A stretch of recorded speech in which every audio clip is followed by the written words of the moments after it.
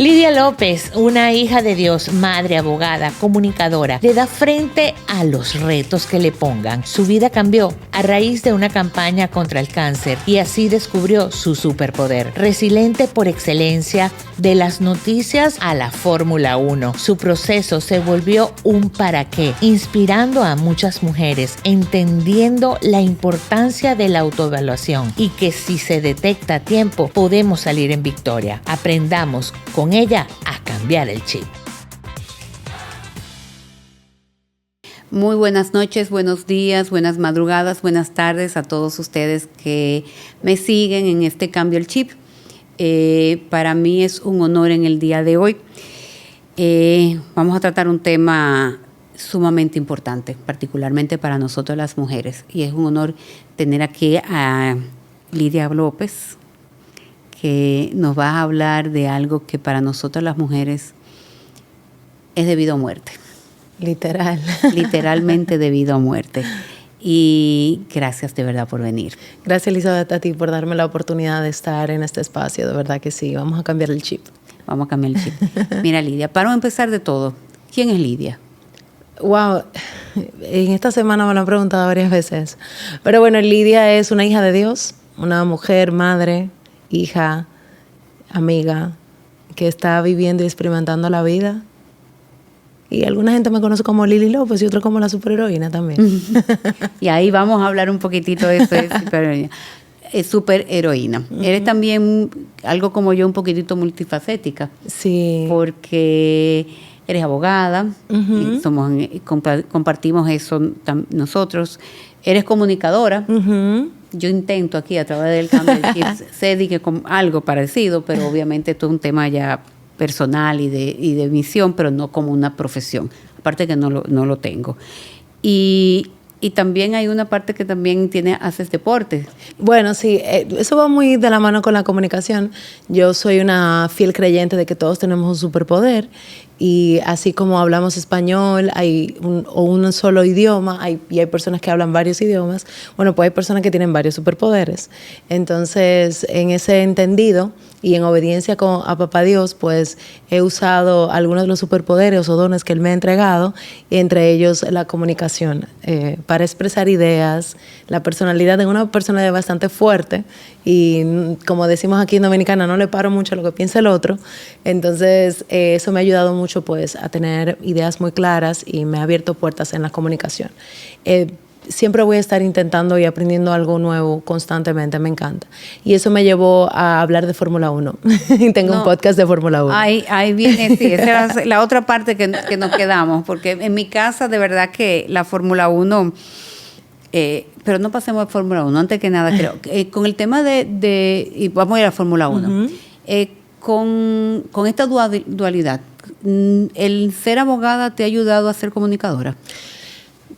Yo nunca lo he puesto como en comparación. O sea, creo que la comunicación o el don de saber expresarme y que sea digerible y agradable para las personas es algo muy de mi personalidad, de cómo soy, de forma natural.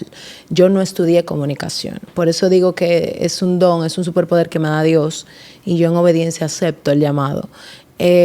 Fue algo que cuando yo estaba en mi proceso de diseño del diario de una superheroína y lo que yo quería hacer con lo que generaba el diario de una superheroína, pues una de las cosas es ser conferencista internacional. Entonces yo me puse a buscar los perfiles de los conferencistas internacionales que yo más admiraba y que me gustaría emular, y me di cuenta que los conferencistas, todos han escrito un libro, todos tienen un segmento de radio, televisión o su programa, y también a conferencias. Entonces yo empiezo a buscar espacio en la radio para tener un segmento y de esta manera darme a conocer para el día que yo lanzara una conferencia, pues no dijeran quién es esta que está lanzando la conferencia. Y me encantó la radio, o sea, me enamoré de la radio y la radio me llevó a la televisión. Entonces yo creo que que la comunicación me abre puertas de forma natural. El derecho me ha ayudado a generar pensamiento crítico. Yo estudié derecho y a mitad de carrera yo hice una crisis. Yo dije, esto no es para mí, yo no quiero esto. Un cambio el chip. Pero en mi caso no era posible porque en mi familia todo lo que se empezaba se terminaba. Yo soy hija única de mi mamá, entonces como yo le decía a mi mamá, después de media carrera, que todo su dinero se iba a echar a perder.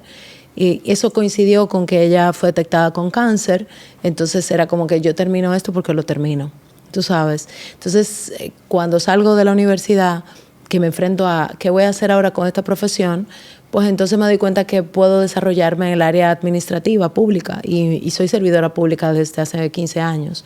Entonces, el derecho es un conocimiento que me ha abierto puertas, me ha ayudado con el pensamiento crítico, con la parte cultural. Entonces, a nivel de comunicación, pues como que alimenta uno al otro. Se complementa. Se complementa, exactamente. ¿Y cómo llegamos a hablar de Fórmula 1? Dime, es un cambio el chip, porque ahora sí, después de ahora que Netflix tiró Drive to Survive. To Survive, hay mucha gente que está muy interesado en Fórmula 1, sí. Pero es un grupo, o sea, son unos groupies, o sea, te lo digo porque en mi casa se levantaban, bueno, ya yo no tengo a ninguno en la casa, pero cuando estaban todos en la casa, era un toque de queda, dice que hay que levantarse a las 3 de la mañana. Literalmente nos levantamos. Porque yo no quiero ver la diferida. Yo no quiero que nadie me hable ni enterarme. O sea, cuando abre el celular tampoco. No hay celular. Si me dormí, pasó cualquier cosa, no se puede hablar del celular, no se puede hablar de nada, ninguna noticia, porque yo no me puedo enterar de nada. Tal cual. Tengo que vivir la experiencia. Tal cual. Mira, la Fórmula 1 fue un cambio al chip, cambio del chip más para atrás. Cuando entré en radio, como te decía, buscando ese espacio, pues hacen un llamado a un talento para que acompañe al dueño del programa, y el programa se llama Sobre Ruedas con Harold Abbott. Entonces me dice, mira, Lidia, para que participes, una amiga. Y yo, wow, yo de carro no sé nada. O sea, yo soy muy girly y me encanta ser muy girly en ese sentido. No me interesa, llamo que me rescaten. Entonces, pero ve, dale, intenta. Entonces, cuando yo llego, me encanta. Yo primero escuché el programa y me gustó mucho la vibra que Harold proyecta. Y cuando cuando llegué a la entrevista, yo le dije, mira, Harold, yo no sé nada de esto, pero yo le tiro para adelante. Si tú me necesitas, vamos a darle. Y yo empiezo el programa. Y ellos tienen una peña y los lunes se habla de Fórmula 1. Entonces yo estaba en el aire todo el tiempo. Un día él me dice, mira, Lidia, es importante que tú como talento vayas a la peña para que te familiarices con los términos y las preguntas sean mucho más efectivas. Pues qué cosa, fui y me enamoré perdidamente de la Fórmula 1. Y jamás, o sea, como esos amores que dicen, yo lo conocí y después nunca nos despegamos, tal cual. Me enamoré. Entonces, cuando me detectaron cáncer, yo tuve que tomar la decisión de dejar muchas cosas en mi vida en pausa. Entonces, una de ellas era la radio, porque yo no sabía lo que yo me iba a enfrentar y uno se debe a un público, a una imagen.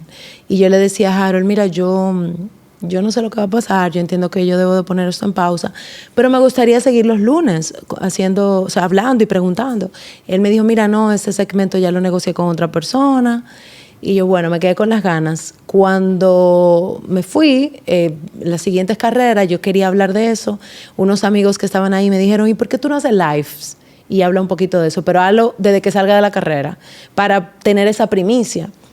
Y yo empiezo con unos lives, hablar de la Fórmula 1. Entonces, en eso coincide que hubo una carrera que fue justo después de mi cumpleaños, donde ya la quimioterapia había hecho efecto, y ya no tenía cabello, y yo estaba como que no quiero que nadie me vea, me voy a quedar en la casa.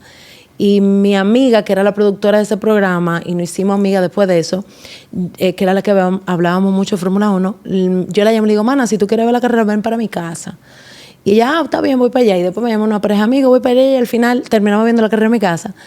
Y empezamos a hablar, y ellos nos dicen, ¿y por qué ustedes no hacen un podcast de esto? Y así nace Mujeres en Fórmula. Y DW Fórmula, que es el podcast. Mujeres en Fórmula es el proyecto que tiene un hijito que se llama DW Fórmula Podcast. Y es el primer podcast de Fórmula 1 producido y conducido por mujeres en República Dominicana. Wow, la verdad que no cambiando el chip, sino creando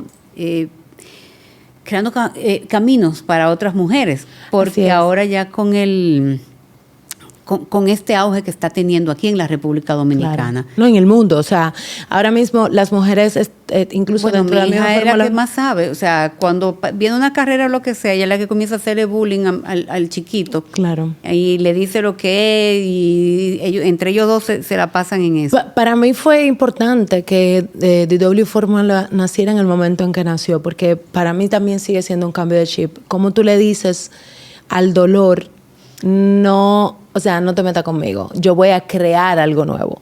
O sea, en medio de mi proceso, en medio de mi dolor, se crea un proyecto que ha trascendido y que yo espero que siga trascendiendo, cambiándole el chip, no solamente a mujeres, de que, oye, ustedes pueden sentarse a beber carrera y su opinión es tan válida como cualquiera otra, sino al mismo hombre, decirle, mira, nosotras también tenemos opinión y somos capaces de analizar desde nuestra óptica femenina. Entonces, para mí fue muy importante y es muy importante. Es como de esos proyectos que tú lo tienes así como que mi bebé, que me pongo súper celosa, como una leona a defenderlo, porque yo siento que que tiene un significado, un propósito incluso más grande de lo que nosotros mismos pudiéramos quizá proyectar en algún momento. Y tú entraste al tema, cuando introduje la conversación, hablamos de vida o muerte. Así es. Y estamos hablando de Fórmula 1, pero tu podcast nació por una situación muy en particular. Este podcast, estamos en el mes de la autoevaluación, para no decir otra cosa. Así es. Porque creo que no debería de haber un mes en particular, sino que una campaña que debería de estar durante todo el año, por lo importante que es. Así es. ¿Cómo te enteras que tienes cáncer? Mira, mi mamá murió cuando yo tenía 23 años de me cáncer. dijiste que tu mamá tenía cáncer. De cáncer de mama. Entonces yo pasé a ser una especie como de vocera de esa familia que vive el proceso desde afuera, es decir, no lo sufre en su carne, pero sí lo sufre en su corazón, porque su familiar se enfermó y murió en el caso de mi madre. Entonces, pues me invitan a campañas y a hablar de la importancia de la autoevaluación, la importancia de ir al médico, porque mi mamá falleció también porque no se le detectó a tiempo. Ya cuando a mi mamá se le detecta, tenía metástasis en hígado, hueso y cerebro. Entonces eran 3 meses de vida que le quedaban, pero mi mamá, y yo soy hija única de ella, y mi mamá no quería dejarme desprotegida. Entonces me quedaban 2 años de universidad. Entonces ella sí pasa a decirme, mira, tengo cáncer, hay que coger un préstamo para tú seguir pagando tu carrera, porque hay que buscar medicamento para mí. Pero lo que yo no sabía era que ella tenía un diagnóstico de 3 meses de vida. Entonces, cuando yo me graduó, fue muy fuerte para mí, primero porque yo no sabía que mi mamá se estaba muriendo. Yo sabía que tenía cáncer de mama, pero no que se estaba muriendo. Y me costó mucho trabajo hacer la tesis. Creo que ha sido una de las tareas más difíciles para mí. Y mi mamá se sentaba conmigo muy insistentemente que hiciera esa tesis. Entonces, yo peleaba con ella. Yo decía, hazlo tú, no me interesa. O sea, yo me sentía muy frustrada. Y terminó mi mamá redactando la dedicatoria, el agradecimiento, todo fue ella. Y yo nada más quiero que se la dedique a mi abuela y a ti. Y ella escribió todo eso y me ayudó con la tesis, pero increíblemente. Y cuando yo me evalué, que no saqué la nota que yo quería, yo estaba muy enfadada, ella estaba ahí. Yo le dije, ¿qué tú haces aquí? Una tía mía me agarró, ¿cómo tú tratas así a tu mamá? Yo estaba muy frustrada. Después de todo eso, que yo me entero que mi mamá se estaba muriendo, para mí fue muy fuerte, ¿sabes? Porque yo decía, si yo hubiese sabido eso, quizás yo hubiese hecho tantas cosas diferentes. Mi mamá se muere justamente después que yo me gradué. O sea, yo me gradué en junio 2009 y mi mamá cayó en cama en noviembre de 2009 y se murió en enero de 2010. Fue sumamente rápido. Muy rápido para mí, pero ella tenía años luchando, pero para mí fue muy fuerte. Entonces, ¿qué cuento con esta historia a ti que tienes un familiar o a ti que si no te cuidas puedes poner a tu hija en esta situación?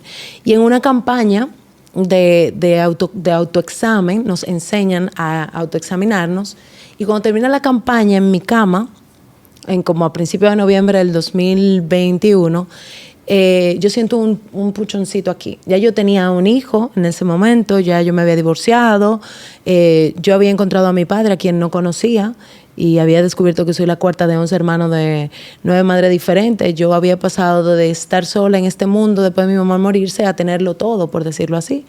Entonces, como que ya lo peor había pasado, huérfana, divorcio, todo estaba, no, vamos a seguir con Liera, una superheroína. Claro, vamos a seguir para adelante. La resiliencia. Así normal. Y entonces siento esto y oso decía, ay, mira, ya que, déjame hacerme la autoevaluación. Y cuando me toco mi seno izquierdo, me siento una bolita e inmediatamente supe que era cáncer.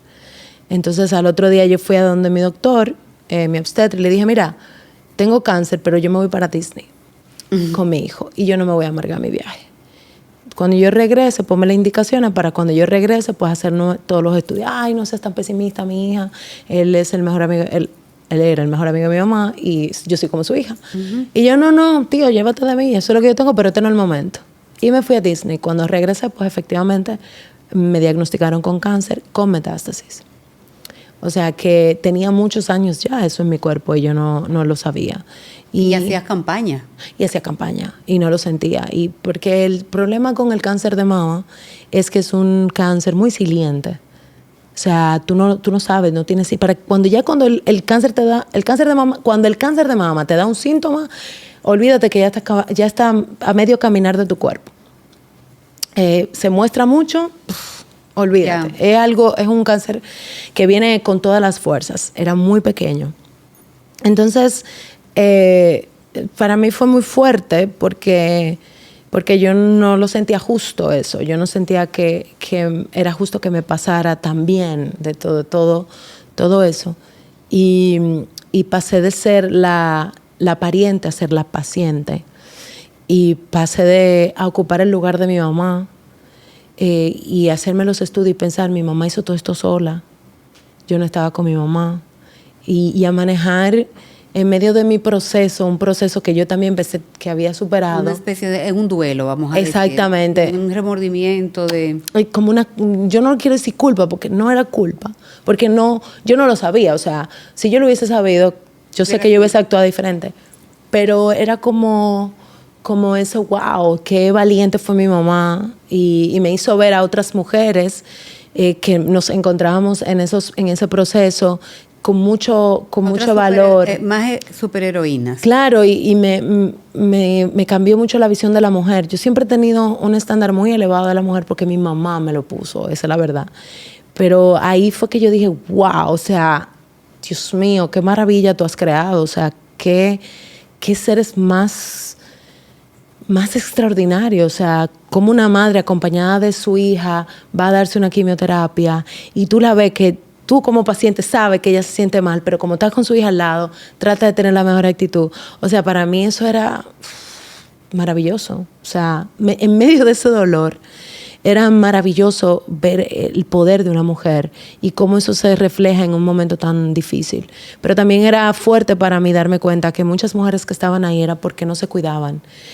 Porque yo me tocaba mi tetica, como digo yo. Escúchame la expresión, no sé si YouTube o la cancelé eso, pero yo me tocaba mi tetica. Entonces yo decía, y aquellas mujeres que tienen problemas con tocarse, porque se sienten que no deben de tocarse, ¿Qué tanto habrá ahí que no lo pueden ver, sabes?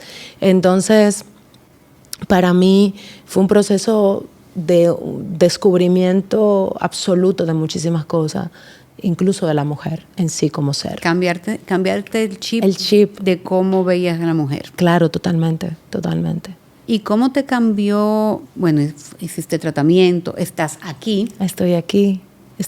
Bella, preciosa. Y quiero que sepa que en este estudio... Yo tenía, que no venía a este estudio, justamente yo me tiré mi foto antes que se me cayera todo el cabello en este estudio. Y cuando me convocaron aquí, yo dije, regreso aquí toda llena de cabello ahora. Y muy lindo. Gracias, gracias. Puse mis rizos también. Qué bella. Ahí. Pero de verdad que esas son disidencias que llegan. ¿Cómo fue ese proceso con tu hijo? Porque tuviste del otro lado con tu madre, y me imagino que ahí tuviste que hacer un cambio al chip. Y sí. totalmente. O sea, era eso. Yo pasé de ser la hija, de ser el doliente, por decirlo así, a ser la paciente. Bueno, mi hijo tenía en ese momento 6 años. Entonces, como yo le decía a mi hijo de 6 años que mamá estaba pasando por un proceso, y cómo se lo digo siendo la hija que perdió a mamá. Cuando me dan el diagnóstico, yo paso por un proceso espiritual muy fuerte que ahora que estoy envuelta en la palabra y súper enamorada de ella y estoy conociéndola poco a poco, entiendo que fue un proceso espiritual de una manifestación del Espíritu Santo. Pero en ese momento yo no tenía esa información y yo te voy a describir cómo yo lo sentí en ese momento. Yo llegué a mi casa y yo sentía que el cuerpo me pesaba mucho y a mí no me gusta que mi hijo me vea llorando porque no quiero tener que explicarle cosas que para su edad no son necesarias. Entonces yo sé que yo entré a mi cuarto, le puse seguro porque a veces entra, y yo caí al suelo y empecé a llorar y a pelear con Papá Dios y a decirle, óyeme, ¿qué más? O sea, esta es la cherry on top, yo no me quiero morir. Tú me prometiste tantas cosas, yo tengo tantos sueños, tú me has dado tantas cosas que yo quiero experimentar.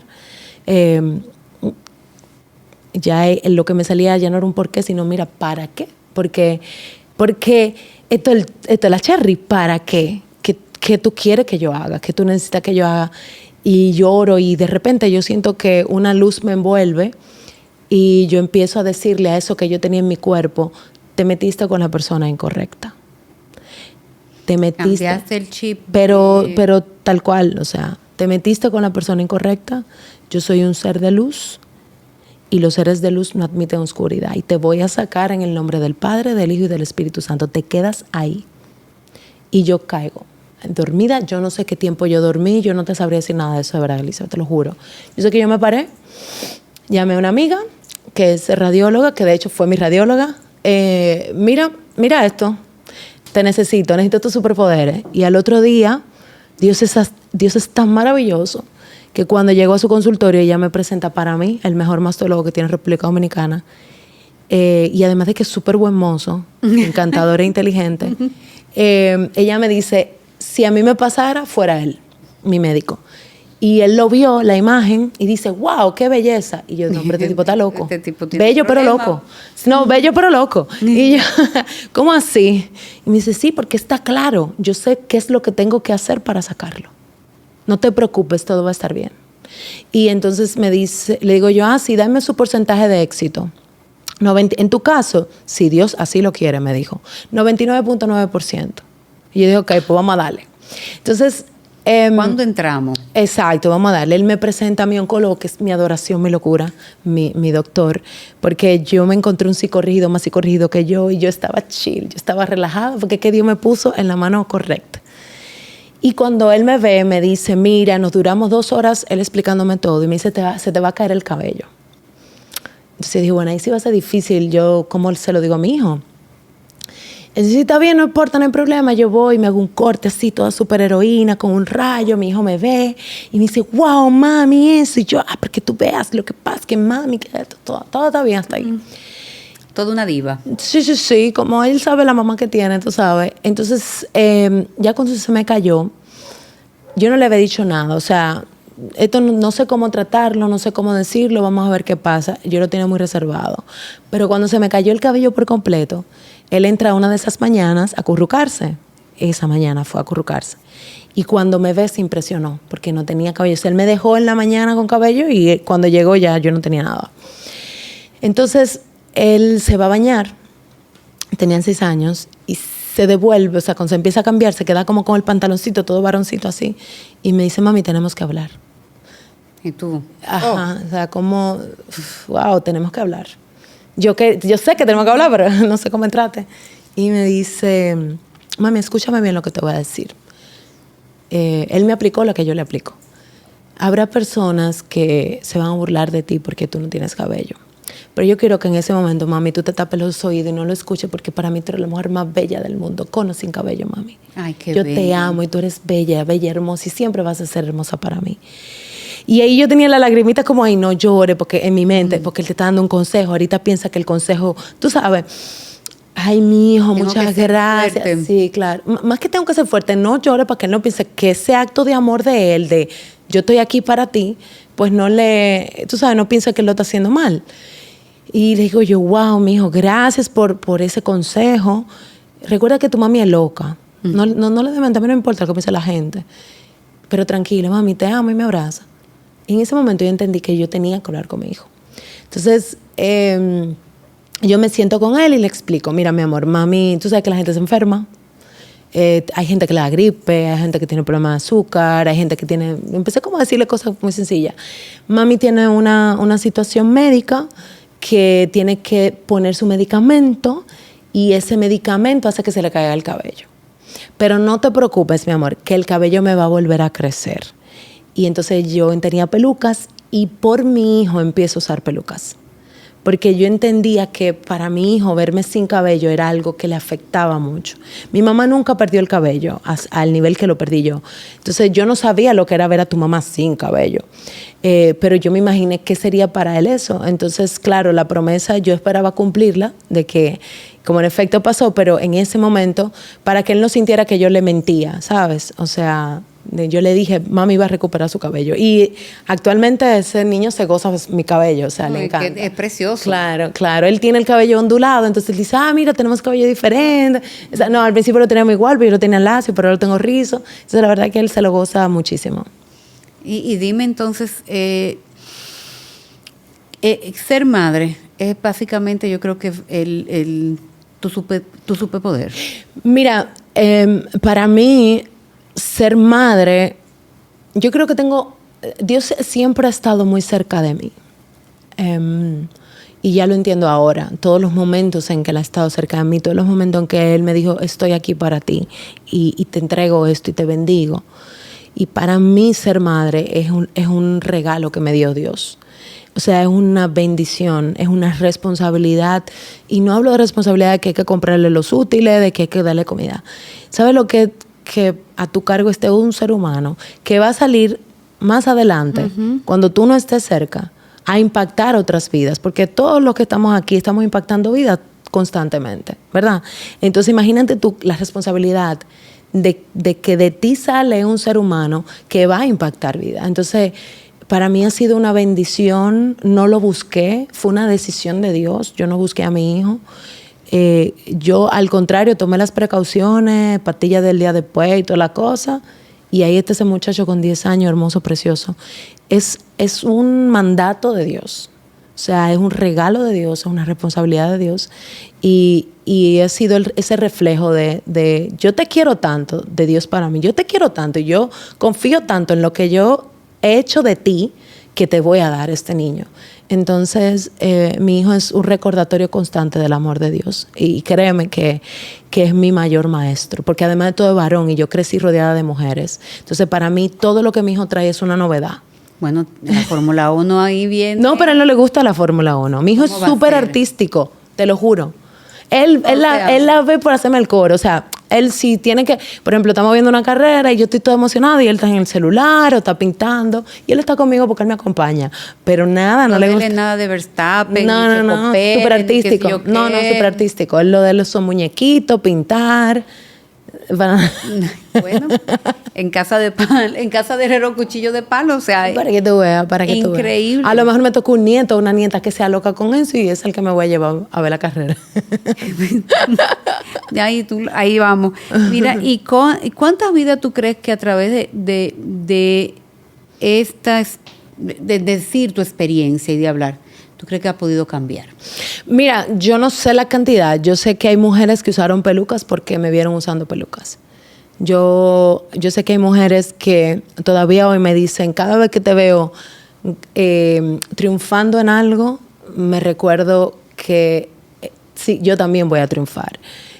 Acompañar a una mujer en medio de su proceso es un poco difícil porque uno vuelve al lugar Por ejemplo, yo hice una conferencia en el año 2023 que se llamó Metamorfosis, donde yo contaba toda esta transformación. Y recuerdo que me pasé como 3 meses de medio en medio hablando y todo, y viendo mujeres y hablando con mujeres, y llegó un punto en el que yo colapsé. Porque es volver a ese proceso, y lo que normalmente uno quiere ya pasó y no quiero volver a escuchar. Pero yo también entendí que Dios me dio la autoridad para hablar desde todas las perspectivas. Yo puedo hablar con una hija o con un hijo que está en una situación con su madre con cáncer, pero también puedo hablar con esa madre con cáncer que tiene miedo de morir y dejar a sus hijos solos. Entonces es un mandato de Dios, es un acuerdo de Dios que yo tengo y que lo asumo con mucho amor, y que cuando me siento muy ofuscada, pues opto por orar. Señor, reubícame, recárgame, ¿sabes? Yo sé que serán muchas, porque además yo quiero mostrarle a las personas que ya el cáncer no es sinónimo de muerte si te atiendes a tiempo. Entonces, a mí me gusta mucho el mes del mes de octubre, el mes de la concienciación, porque las marcas nos ven. Porque para las marcas, no, Lidia es interesante ahora, porque Lidia tiene una historia que contar. Entonces, esa marca tiene una plataforma a la que yo desde mi casa no voy a llegar, entonces eso me permite llegar a otras personas. Y me permite hablar con mujeres que me ven hablando de mi historia y dicen, yo nunca lo hablé, pero ahora quiero hablarlo. Entonces yo creo que como esto es una obra de Papá Dios, es exponencial. O mujeres que tal vez no le pasan por cosas, pero no quieren ni siquiera preguntar, o no se atreven. Uh-huh.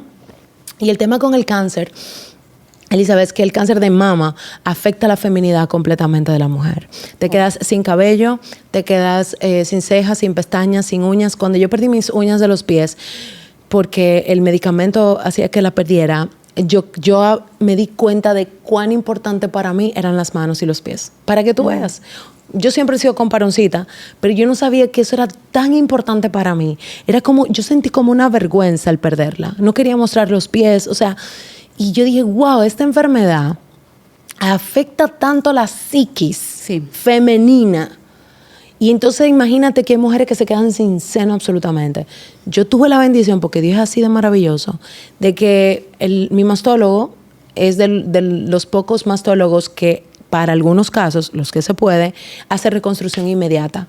Yo tuve la bendición de que yo salí con una estética y salí, o sea, yo entré con unas y salí con otras. Pero aún así, verme en el espejo con esto que yo no pedí, ¿entiendes? Con este resultado de algo que fue un dolor, fue un proceso muy duro. Volverme a ver en el espejo, luego el cabello rizado, que me da otra personalidad, no que me da otra personalidad, me da como otra imagen de mí misma. Reencontrarme en el espejo conmigo ha sido un proceso. Entonces es una enfermedad que te pega muy duro. Las quimioterapias te quitan el líbido. Entonces imagínate una mujer que está casada y no siento nada, y estoy en esto, y como mi esposo, ¿sabes? Es un proceso difícil, es una enfermedad compleja, pero para mí... Que no obstante las estadísticas, seguimos sin hablar bien de ella. Claro, porque solamente hablamos de los casos que terminaron en un fallecimiento, pero no todos los casos son así. Y no te hablan de los procesos. Tampoco de lo que va a pasar en el proceso, pero tampoco, yo creo que es lo más importante, y no quiero que esto se me quede, es que no te hablan en ningún lado, a menos que tú tengas un familiar o que hayas crecido, te encuentres en una relación con Dios, no te hablan de que esa enfermedad, como cualquier otra enfermedad, hay que sanarla espiritualmente también. O sea, tú no solamente combates con el cuerpo, tú tienes que combatir con ese dolor, esa angustia, esa pena, esa tristeza que genera un espíritu débil en ese momento, porque tu espíritu se ve afectado. Pero ¿qué pasa si tú, todo lo contrario, si tú alimentas tu espíritu, si tú te conectas con Dios? Entonces, no podemos hablar exclusivamente de una sanidad física. Una enfermedad, sobre todo una enfermedad catastrófica, es una invitación a una sanidad espiritual. Es una invitación a encontrarte con Dios, porque si te mueres, tienes vida aún. O sea, no morimos la carne, pero tu alma no muere, tu alma va a tu Padre. Entonces, ¿qué pasa si tú le entregas a Dios tu corazón, tu alma y tu vida? Y ese proceso no se convierte solamente en un proceso de sanación física, sino en un proceso de sanación espiritual. Si yo no hago el trabajo espiritual, yo sé que no estaría aquí sentada, porque era algo necesario para que mi cuerpo también entendiera. Imagínate que tú dices, yo soy una obra de Dios, yo soy una luz, oscuridad, vete por ahí mismo por donde viniste, que no te corresponde. Entonces es un trabajo desde todo lo que somos, que si el resultado hubiese sido otro, por lo menos me hubiese ido en paz. Entonces tenemos que aspirar también a entender que los procesos nos cambian el chip, pero siempre hacia una mejor versión. Y ahí quiero hilar un poquitito con algo que dijiste al inicio del programa. Tú empezaste con tus superpoderes porque querías ser speaker. Sí, conferencista. Conferencista. Así es. Y prácticamente eres conferencista. Sin buscarlo, o sea, si bien entraste a la comunicación y todo lo demás, pero en algún momento pensaste, bueno, voy a ser portadora de este mensaje. Mira, yo lo pensé por el acuerdo que hice con Dios. O sea, yo le dije a Dios, oye, si tú lo que quieres, uno sí, porque uno es un freco, uno le habla a Dios como que uno tiene más power que él, pero nada, yo le dije, si tu plan es que yo me vaya con esta enfermedad, por favor, dame todo, déjame vivir eso que tú sabes que yo añoro tanto. Y para yo vivirlo, o sea, como porque yo pensaba, bueno, si me muero, quiero irme y que, ay, ya me puedo morir porque hice todo lo que quería, ¿sabes? Pero si tu plan es que yo supere esta enfermedad, yo me comprometo contigo a hablar de tu obra en mí y cómo tú has transformado mi vida para que más personas te conozcan. Entonces, yo siento que de alguna forma u otra esto me dio autoridad para hablar del poder de Dios en la vida de un ser humano. ¿Y cuando llegue ese momento, porque todos vamos a tener ese momento, y ya tú libraste uno, ¿cuál quieres tú que sea tu legado? Bueno, yo quisiera primero que todo que mi hijo sea un hombre feliz y que cuente con la certeza de que su madre lo amó infinitamente y que sienta orgulloso de cuando le diga, ay, tú eres hijo de Lili López o de Lidia López, la superheroína, wow, sí, te pareces. Que es algo que yo he experimentado con mi mamá. Cuando hay personas que conocieron a mi mamá que me ven, dicen, wow, Margarita, tú te pareces a Margarita, mira qué alegre, o tu mamá estuviera muy orgullosa de ti. Yo quisiera poder dejar eso y dejar en mi hijo un buen hombre, que mi hijo elija también conocer a Dios y ser un multiplicador de su obra.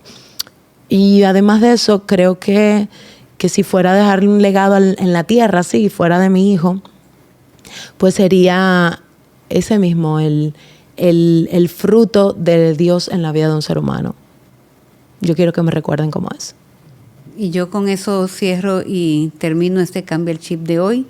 Y a todos ustedes, muchas, muchas gracias por estar con nosotros.